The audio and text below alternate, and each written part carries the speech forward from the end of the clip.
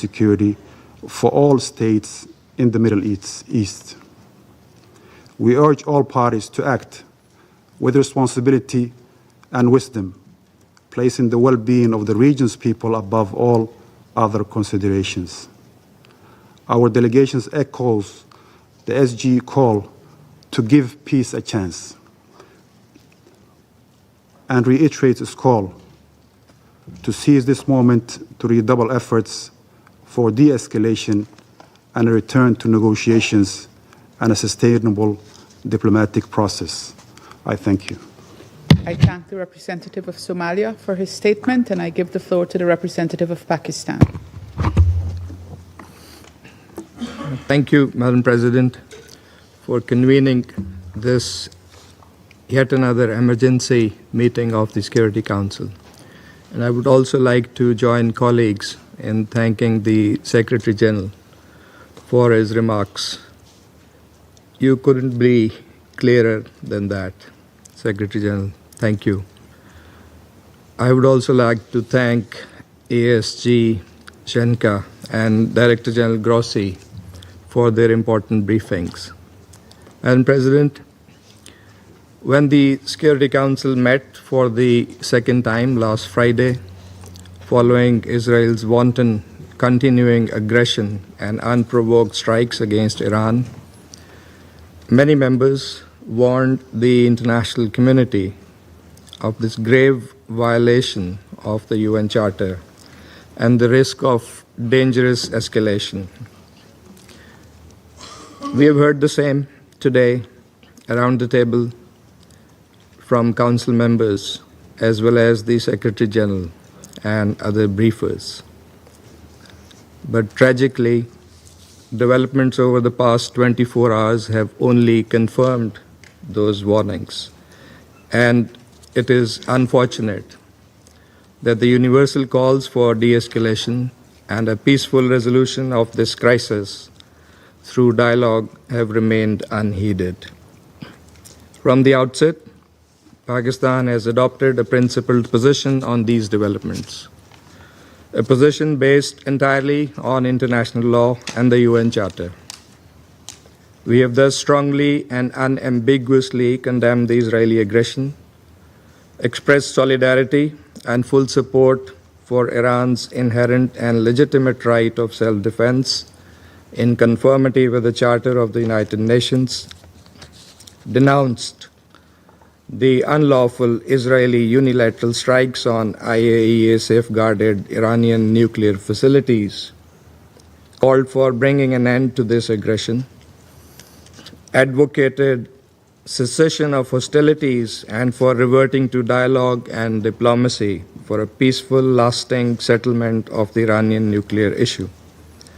In recent days, Pakistan's leadership, including the Deputy Prime Minister and Foreign Minister, has remained actively engaged in promoting those objectives through numerous and continuing contacts with leaders of other countries and our partners across regions, all in the interest of preserving international peace and security and in fulfillment of our responsibility as a member of the Security Council.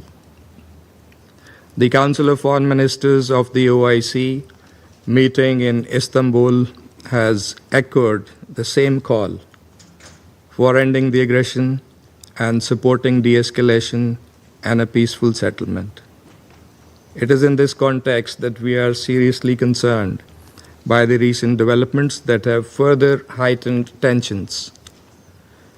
Pakistan has condemned the US strikes on Iranian nuclear facilities, which come on the heels of a series of brazen attacks by Israel on the nuclear sites. Let me recall that specific targeting of nuclear facilities under IAEA safeguards constitutes a clear breach of international law, the IAEA statute, multiple IAEA resolutions, as well as Security Council Resolution 487. And according to Article 25 of the Charter, the members of the United Nations agree to accept and carry out the decisions of the Security Council in accordance with the Charter. that responsibility to carry out the decisions of the Security Council is heaviest with the members of this Council, particularly the permanent members in the first place. Madam President, we are deeply alarmed by the escalating situation. The sharp rise in tensions and violence as a result of the Israeli aggression and unlawful actions is profoundly disturbing.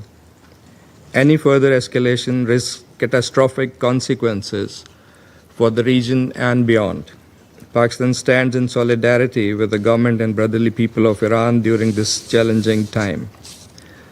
Madam President, these attacks set a dangerous precedent and pose a grave threat to the safety and security of populations across the region and indeed the world. As the body entrusted with primary responsibility for the maintenance of international peace and security, the Security Council must act urgently and decisively.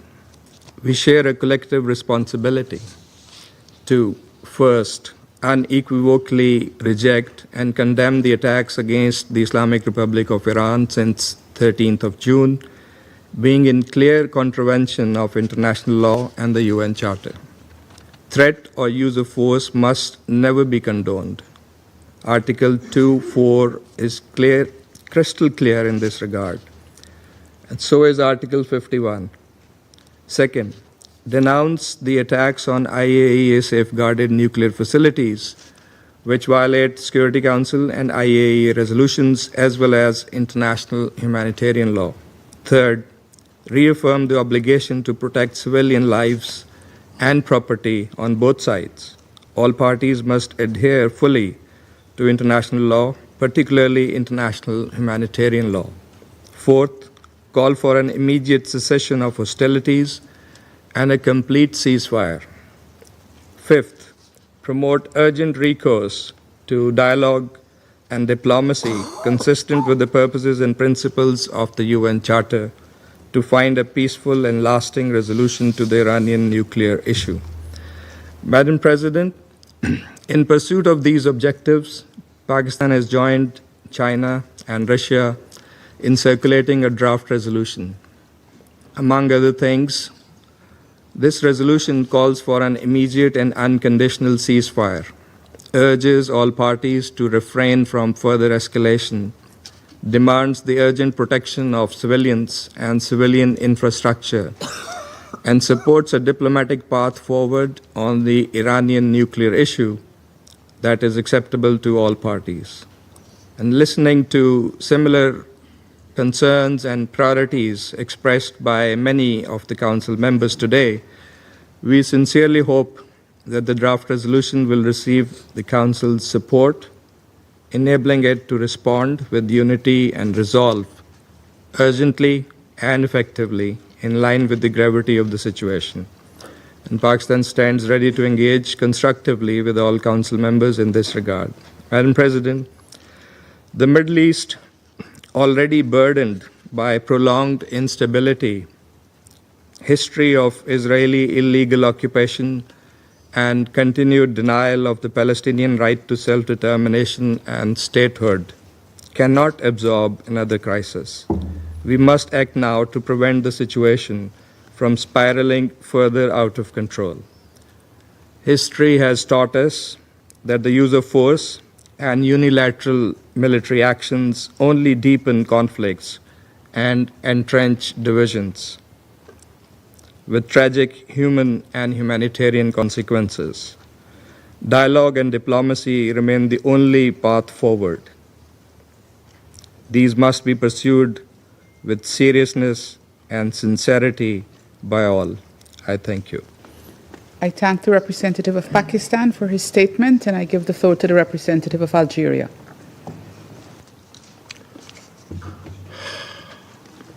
Madam President, I would like to thank you for the prompt scheduling of this meeting.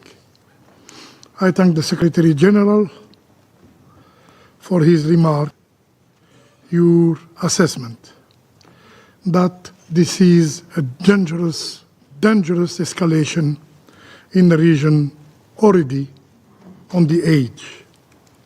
And we echo your pressing call on member states to de-escalate and to uphold their obligation under the UN Charter and other rules of international law. I also thank ASG Genca and Director General Grossi for their briefings. Madam President, the world, and especially the Middle East, cannot endure another war. Unfortunately, events in the region are accelerating in an alarming pace, pushing the Middle East dangerously close to an apocalyptic scenario. At a time when the international community was united, yes, was united, in seeking ways to ease tensions, the situation has deteriorated sharply yesterday and further exacerbated by American strikes targeting Iranian nuclear facilities. Algeria expresses its deep concern and regret over this grave development, which significantly worsens the security and exposes the entire region to unprecedented risks with potentially uncontainable consequences.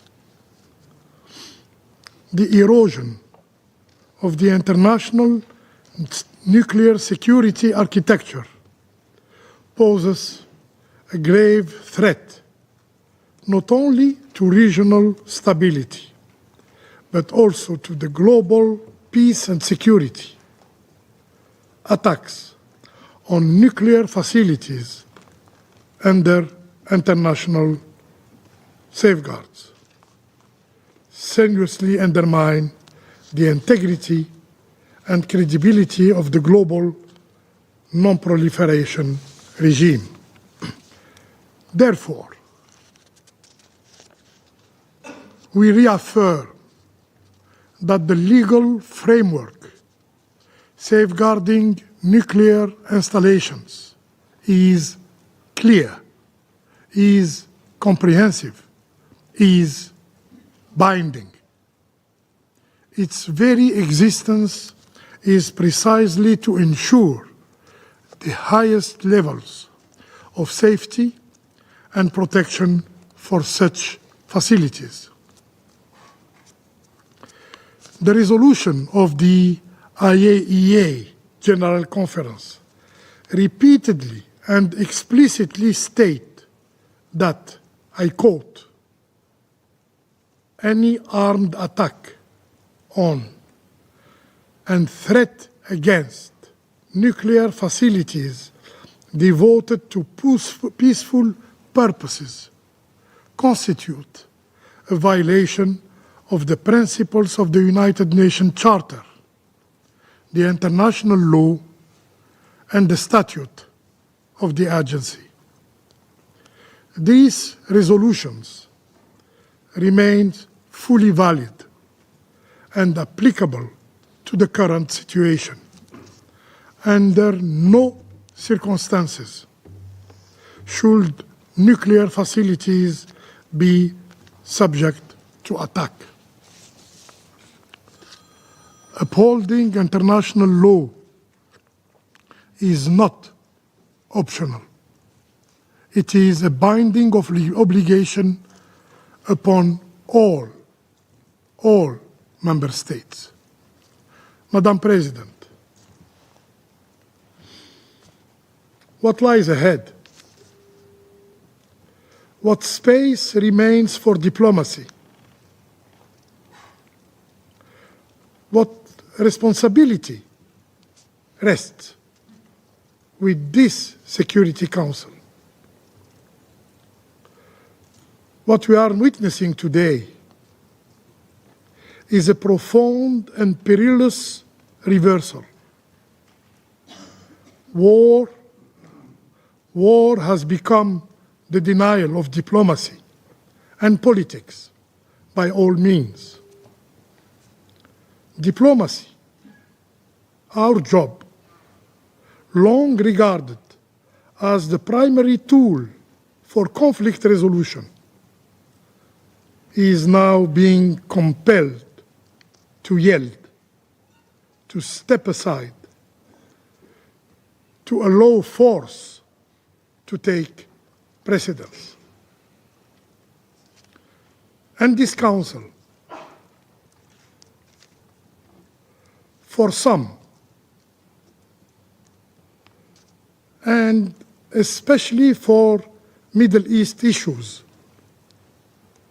its restraint, its silence, yes, silence, is seen as more useful than its action. What then of negotiation, of agreements, of the essence of the United Nations, its charter, its principles, and of international law? They too are being bypassed, negated, disregarded, and finally discredited.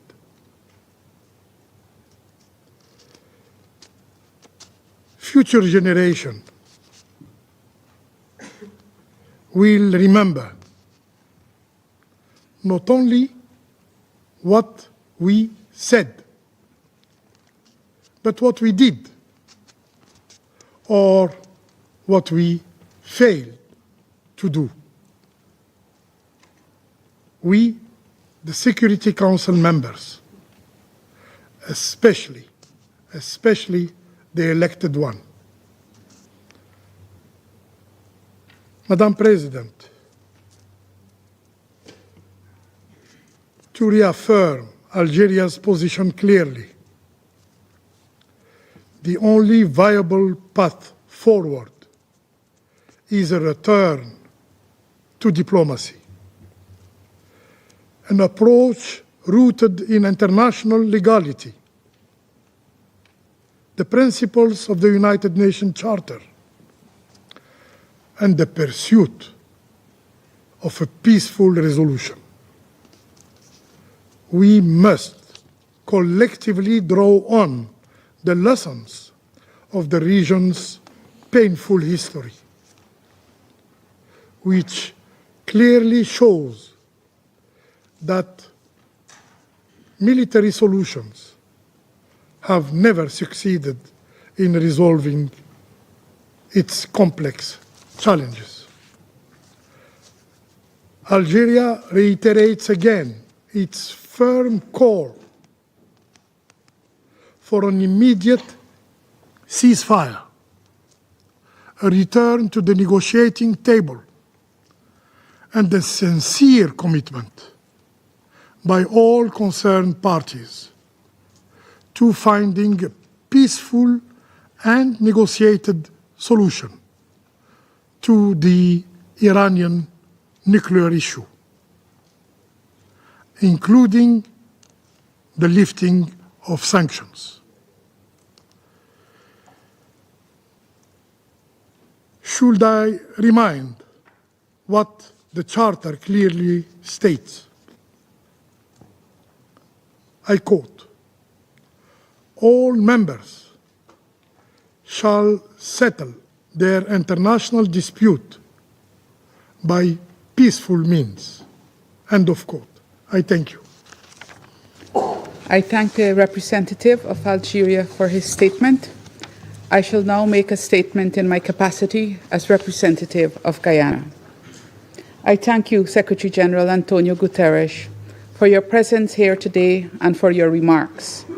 I also express our appreciation to Assistant Secretary General Miroslav Jenca and IAEA Director General Grossi for responding swiftly to our urgent request to brief the Security Council.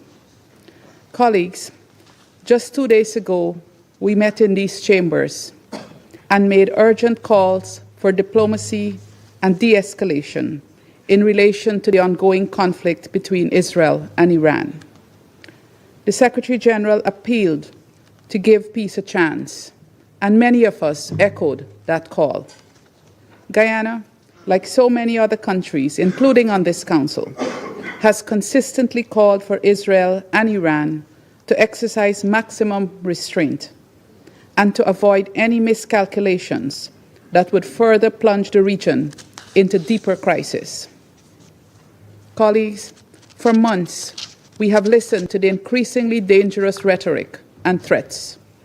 However, what we need at this time is leadership and diplomacy. In this context, Guyana offers the following considerations. First, what is unfolding in the Middle East concerns us all. We must renew our calls for de-escalation and urge the concerned parties to step back and return to diplomacy and dialogue. We call on influential states to encourage the parties in this direction. Resist the temptation to fan the flames of conflict, given the potentially grave humanitarian and security impacts, as well as the attendant effects on global trade, including oil prices and food security. Second, we urge the members of this Council to urgently address the grave threat posed by this conflict to international peace and security, to uphold their obligations under the UN Charter, and take decisive action to end the hostilities. We must ensure that the parties avoid being trapped in a retaliatory tit-for-tat loop of violence that undermines regional and global peace and security. Finally, the headwinds we face are indeed testing our collective resolve. Guyana reiterates its call for all parties to abide by the principles of the United Nations Charter and to respect and uphold international humanitarian law, particularly the principles of distinction, proportionality, and precaution, and ensure the protection of civilians and civilian objects. We also reiterate that the right to self-defense absolves neither party of their responsibilities and obligations under international law. I thank you. I resume my function as President of the Council. Before opening the floor, I would like to remind all speakers that this is a formal meeting of the United Nations Security Council and of the need to ensure proper decorum in the delivery of their statements and to refrain from personal attacks. I now give the floor to the representative of the Islamic Republic of Iran. Thank you. In the name of God, the compassionate, the merciful, thank you, Madam President, for your valuable effort to promptly convening this emergency meeting in your capacity as the President of the Security Council. We welcome the presence of Secretary General at this meeting, and we also listen to the statement made by the ASG, Mr. Jenka. We appreciate all those members who have chosen to stand on the right side of history and thus strongly condemned the act of aggression of the United States and the Israeli regime against my country. Madam President, I address this Council today for the third time since the brutal aggression against my country, first by the Israeli regime on June 13th and now by the United States. I speak with utmost urgency and grave concern on behalf of our people, a peace-loving nation of nearly 100 million people. Today, another stain was recorded in the political history of the United States. After the illegitimate Israeli regime failed to do the worst dirty work, Trump was forced in the early hours of Sunday, June 22, to personally carry out the most sordid part of this vile agenda. Once again, the internationally wanted war criminal Netanyahu succeeded in hijacking U.S. foreign policy, dragging the United States into yet another costly, baseless war. America has once more recklessly chosen to sacrifice its own security merely to safeguard Netanyahu. Once again, the world has witnessed the blatant corruption of the U.S. political system and its leaders. As an independent, peace-seeking nation, the Islamic Republic of Iran had repeatedly warned the warmongering U.S. regime to refrain from stumbling into this quagmire. Even though Iran reserves its full and legitimate right under international law to defend itself against this blatant U.S. aggression and its Israeli proxy, the timing, nature, and scale of Iran's proportionate response will be decided by its armed forces. Throughout history, the resilient and united Iranian nation has withstood deeper wounded and faced more vicious enemies, and this time too. It will show its dignity, strength, and greatness to the world. Over the past 10 days, the Israeli barbaric assault, the international bodies, including the UN Security Council and the International Atomic Energy Agency, have been provided with all the necessary information and warning. Yet, they have proven once again that the so-called 8 decades-long quest to prevent war and aggression is hollow and powerless in practice. Madam President, history will not forget these tragic days. It is profoundly heartbreaking that a peace-loving country, one of the founders of the United Nations with over 5,000 years of culture and civilization, responsible party to the UN Charter and the NPT, and non-nuclear weapon state, has been under armed attack by an illegitimate regime, no by its chief backer, the United States, but possesses thousands of nuclear warheads. The United States, a permanent member of this council, the depositary of the NPT, and the only state that has ever used nuclear weapons, murdering millions in 2 cities, has now once again resorted to illegal force, waged a war against my country under a fabricated and absurd pretext, preventing Iran from acquiring nuclear weapons. What a bitter and tragic irony. Madam President, this US and Israeli regime aggression is a clear and flagrant breach of international law. It breaches the primary norms of prohibition of aggression and the very fundamental principles enshrined in the UN Charter, namely Article 2.4, which categorically prohibits the threat or use of force against the sovereignty and territorial integrity of any member state. This illegal act also violates the Charter, a statute of the IAEA, relevant resolution of the Agency General Conference, Security Council Resolution 487 and 2231, as well as the NPT itself. Colleagues, while the representative of the United States continues to make baseless accusations against Iran, the international community is well aware of the well-documented and dark record of military intervention, illegal use of force against other sovereign states, and sponsorship of terrorism by the United States in the Middle East and across the world. The facts speak for themselves. All U.S. allegations against Iran are unfounded, with no legal basis, and politically motivated. One clear example is the horrific and cowardly assassination of martyr Major General Qasem Soleimani and his companions. He was cowardly and deliberately assassinated while visiting Iraq at the formal request of the Iraqi government. This crime, carried out by the United States forces on direct order of the then President of the United States, who yesterday again claims the responsibility for such a heinous crime. Major General Soleimani remains a hero for our people and the nation in the region for countering terrorist group, in particular Daesh.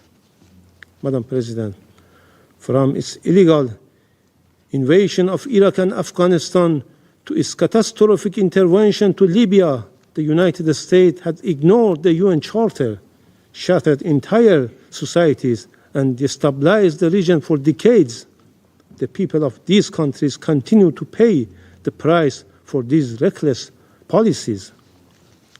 Madam President, Israeli attack on June 13 and the US aerial strike on June 21 did not occur in vacuum. They are a direct result of the illegal and politically motivated actions of the United States and its European partners, the United Kingdom, France, and Germany, as well as biased conduct of the IAEA Director General.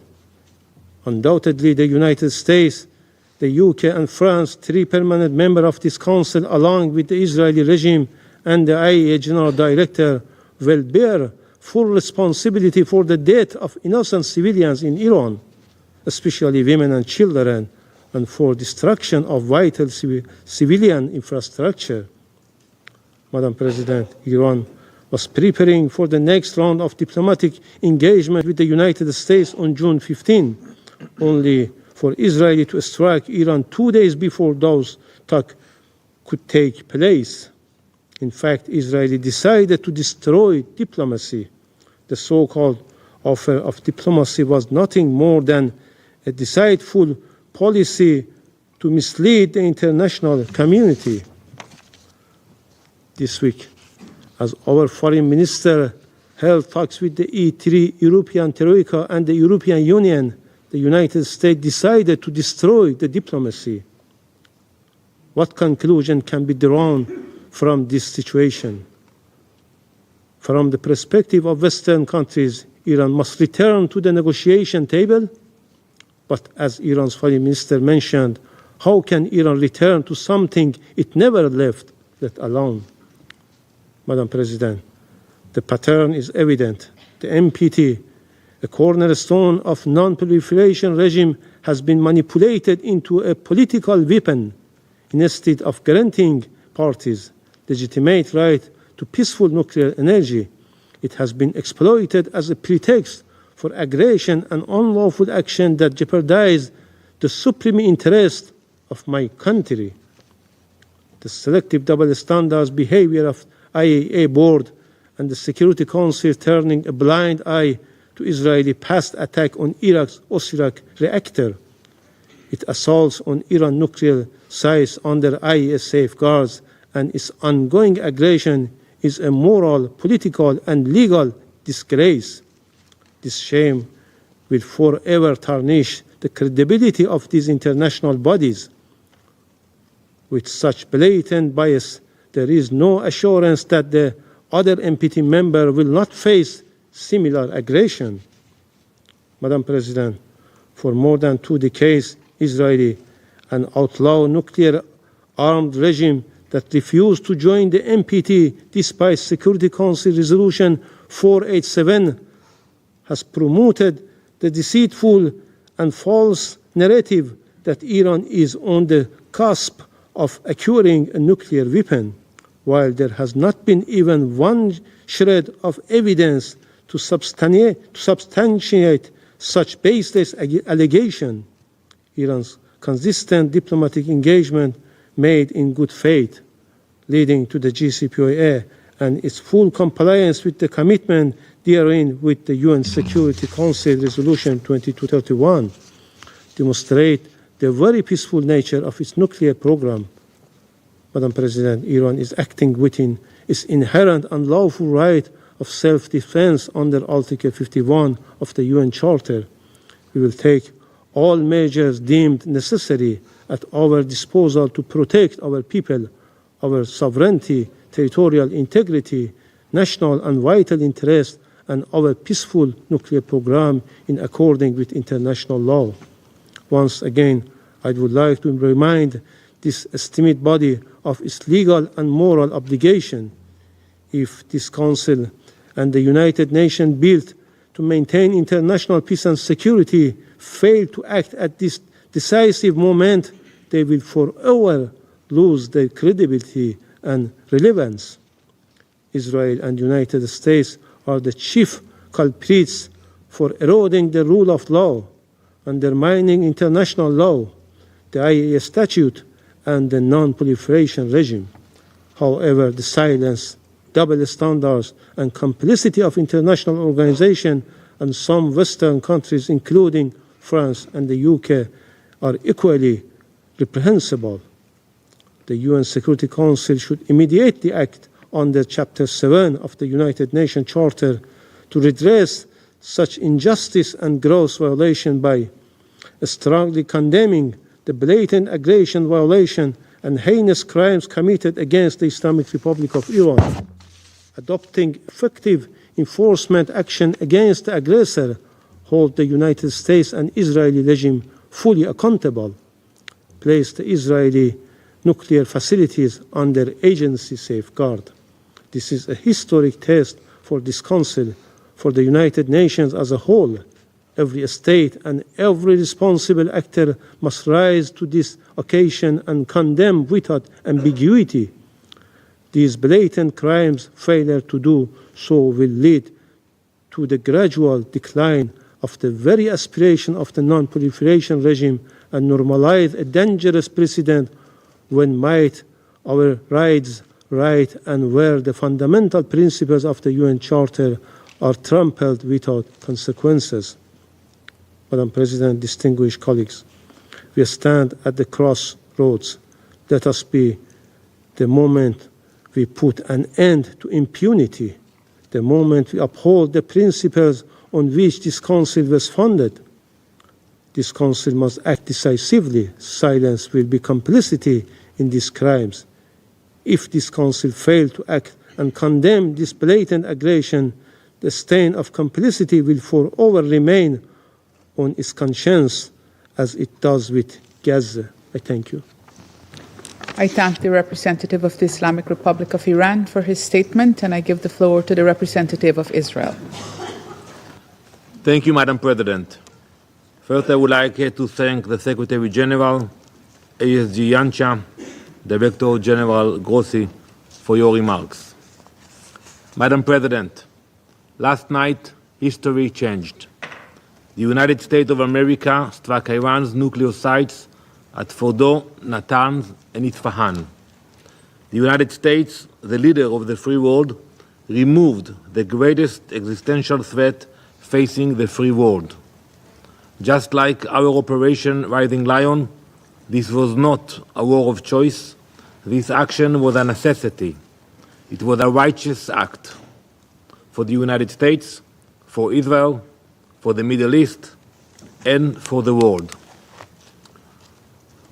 So, the entire day on record today, here and now, thank you.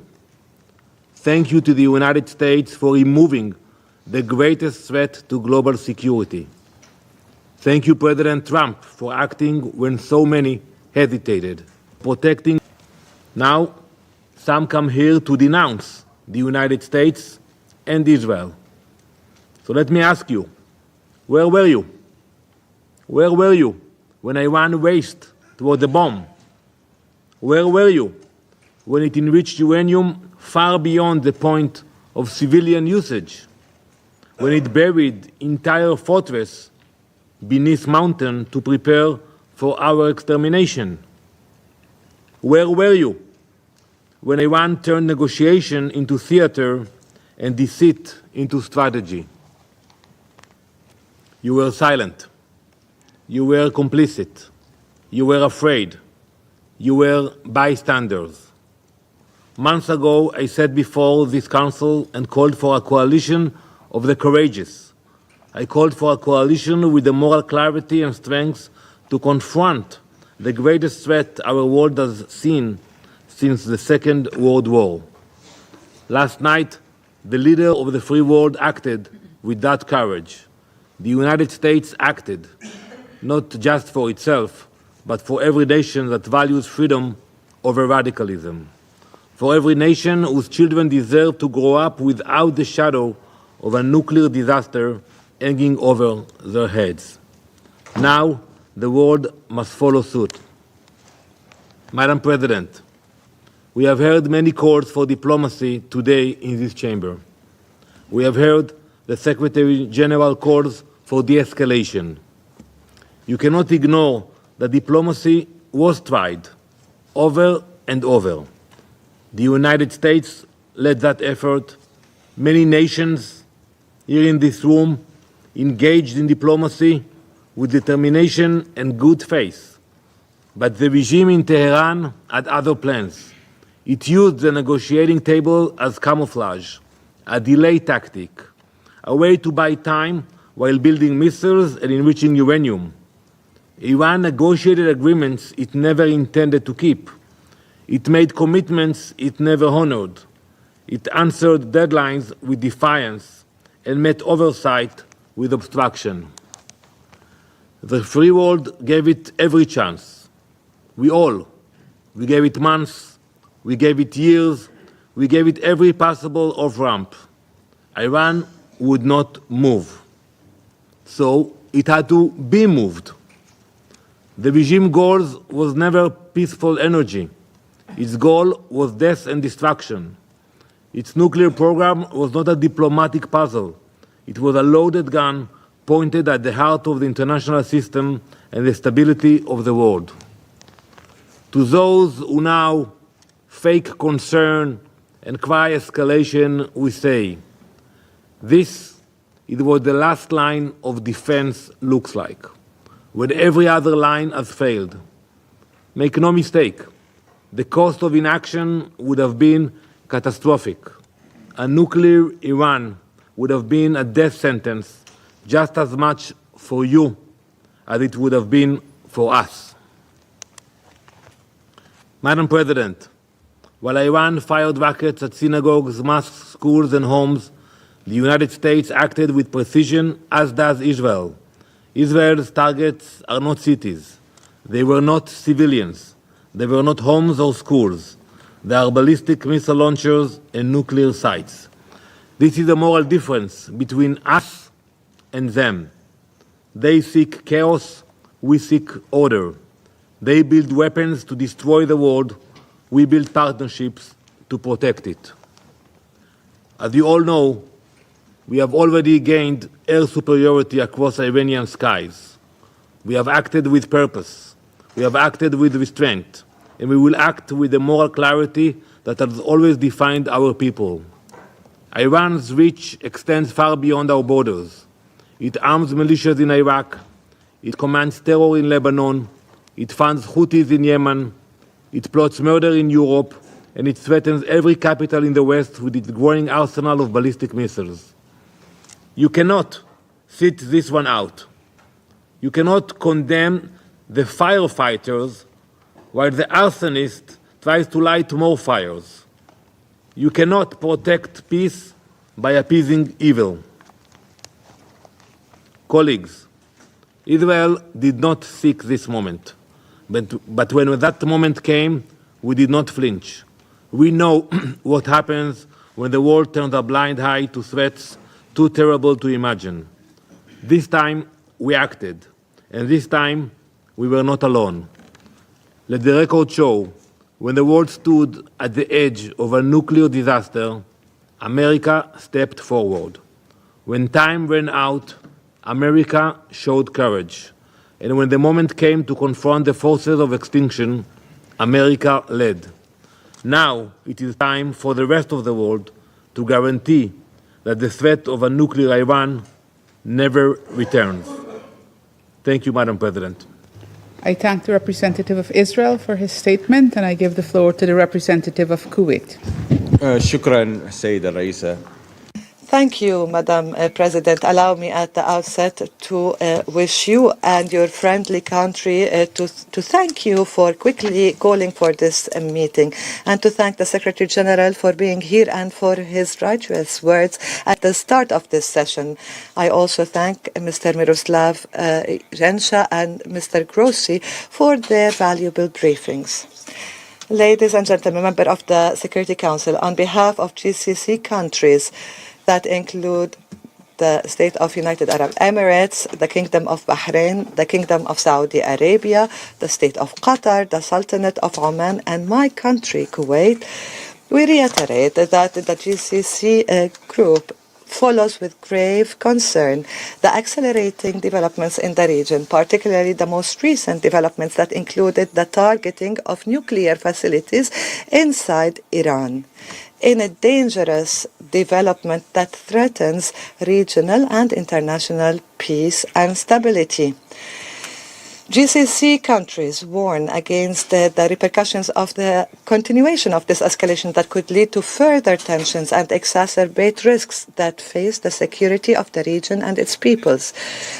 We call for an immediate cessation of military actions and exercise of maximum restraint, avoiding anything that could lead to a spillover of this conflict, while reiterating that dialogue and diplomatic means are the best means to address conflicts and reach peaceful solutions. In this context, GCC countries reiterate the importance for this Council and the international community to shoulder their responsibilities fully towards stopping these violations and to genuinely work on ensuring the respect of the sovereignty of states and the safety of their critical facilities, including nuclear facilities that are under the IAEA safeguards regime. GCC countries express their deep conviction that there needs to give priority to diplomacy and dialogue to settle conflicts and disagreements within comprehensive approaches that achieve stability, prosperity, and justice.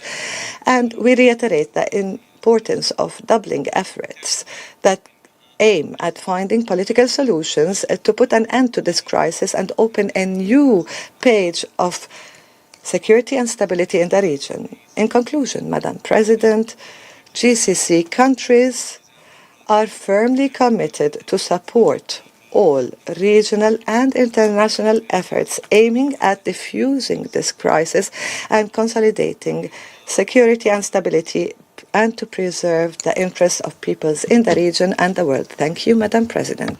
I thank the representative of Kuwait for his statement, and I now give the floor to the representative of Iraq.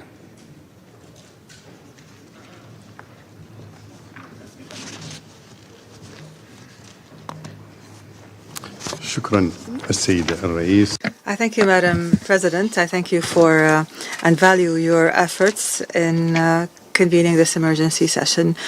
We thank His Excellency the Secretary General for participating in this meeting and acknowledging the gravity and the repercussions of the current situation and his calls for de-escalation. We thank the Assistant Secretary General as well as the Director General of the IAEA. Madam President, the Security Council meets today in an emergency session, and it bears upon its shoulders the task of maintaining international peace and security at a time when our region is witnessing a dangerous escalation that threatens to destabilize the world and the region. Iraq speaks in a moderate voice and expresses its extreme concern over the accelerating and dangerous developments that the region is witnessing, at the forefront of which is the ongoing military escalation and the ensuing military attack against 3 nuclear reactors in Iran. And we believe in Iraq that this attack is a dangerous escalation and a direct threat to regional and international peace and security. It risks increasing the chances of conflict and the chances of the war expanding as other regional and international parties join the fray with no authorization by the Security Council. This raises serious questions on the respect for the global order that is based on international legitimacy. Madam President, the developments that the region and the current conflict have witnessed is a true test of the rules-based international system that is based on international law and the UN Charter.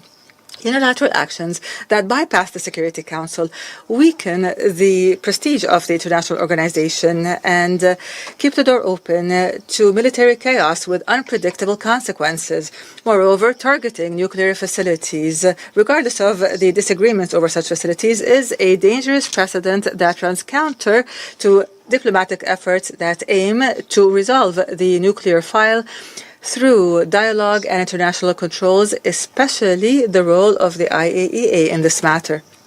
Iraq confirms that targeting declared nuclear facilities is a dangerous precedent in the non-proliferation regime and the comprehensive safeguards regime, as indicated in the Resolution 487 as well as the IAEA Board of Governance. It also runs counter with Article 4 of the NPT Treaty, which guarantees all member states the right to develop and use nuclear energy for peaceful purposes within a framework of transparency and international oversight. Targeting nuclear facilities could lead to catastrophic radiation leakage that would go beyond the borders of the targeted state and would pose a direct threat to the lives of nearby human beings and the environment, including Iraq. We note the dangerous nature of cross-border radiation leakage and how it affects the countries and peoples of the region. This is a serious danger, and we warn of the dire environmental and human consequences of this. We regret to note that this military development has narrowed the timeline and diplomatic horizon for a potential peaceful resolution. Moreover, it did not give negotiations and political attempts to resolve tensions a chance. It also prevented the IAEA from performing its technical role in accordance with its mandate as stipulated by its statute, which is to verify the nature of nuclear activity. Madam President, our region and over the past decades has witnessed repeated situations of tension and instability. Our peoples have suffered from war and conflict that have brought death upon the people and destruction upon the infrastructure and have obstructed development offers. We find ourselves today before a dangerous crossroads that threatens to ignite a comprehensive and all-out regional war, with the ensuing violation of the sovereignty of states through repeated violations of their airspace and territories as neighboring states, with the catastrophic economic impacts of that, as global supply chains are experiencing severe disruptions. Enemies of the region are facing major challenges, and as threats continue to endanger maritime passages, which are the lifeline of international trade and the economy of state. Iraq, and based on its geographic location and regional role, is directly impacted by these developments. We have recorded repeated violations of our airspace by the conflicting parties. We consider this a violation of the sovereignty of Iraq and a violation of international law and the United Nations Charter. We renew our firm rejection that Iraq absolutely rejects the use of its territories or airspace to carry out military operations that harm the safety and security of any state in the region, regardless of the party involved or the purposes invoked. In closing, Madam President, Iraq stresses the need to reinstate trust in joint international action. The Security Council must once again be the main forum where crises are handled. We stress the importance of respecting the sovereignty of states whose territories and airspace must not be used in any military confrontation without their consent. Iraq calls for bolstering diplomatic solutions and for activating negotiations and for learning from the lessons of past crises in the region. Iraq calls for the protection of civilians from any military action that affects them directly or indirectly. The peoples of our region are looking to this council and expecting it to shoulder its historic and legal responsibilities at this crucial juncture, so that wisdom and dialogue would prevail, so that we must work together to lay down the foundations of stability and peace in the region, foundations of justice and the respect for international law and international humanitarian law. We called on all parties to avoid further escalation and to return to serious and responsible dialogue in order to maintain the stability of the region and the world. I thank you. I thank the representative of Iraq for his statement. There are no more names inscribed on the list of speakers. The meeting is adjourned.